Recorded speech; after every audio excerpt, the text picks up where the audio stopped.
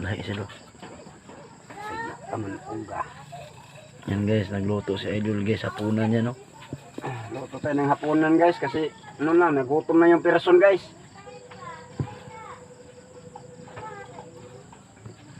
Ano yan niluluto mo Dol? Luto ako ng tuyo. Tuyo.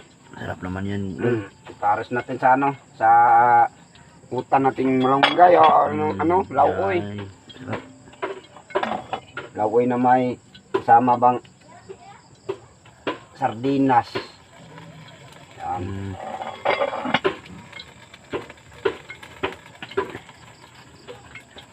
Sarap yan guys. Ano lang guys, pinobre ba na pagkain guys? Mawujud. Itong yan guys, oh, tuyo guys. Tuyo guys. Tuyo guys. Ipares Pinili namin kanina guys. Ipares natin sa utang lauoy guys. Masarap ito.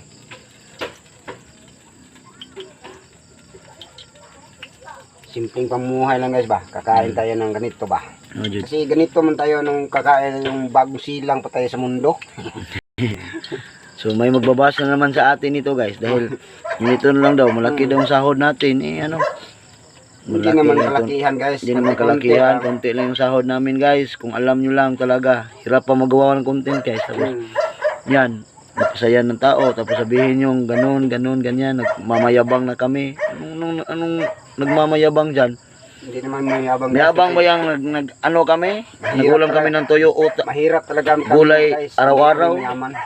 Dami talagang mga ano nga tao, Pinoy. Pinoy talaga.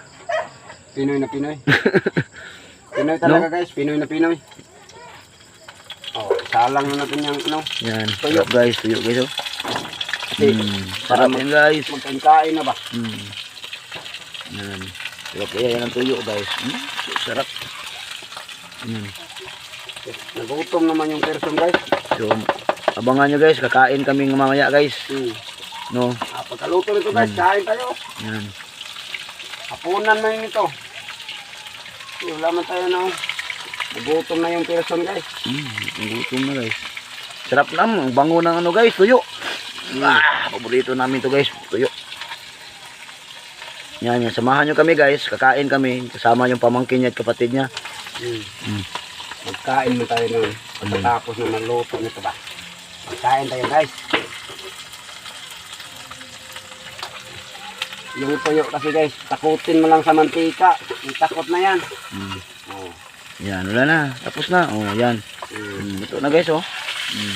Wala na yan guys. Takutin lang ito sa mantika. Sarap. Mag-amoy-amoy na ganyan guys. Luto tara guys, kain na guys. Kain na na. Kain tayo guys. Yan.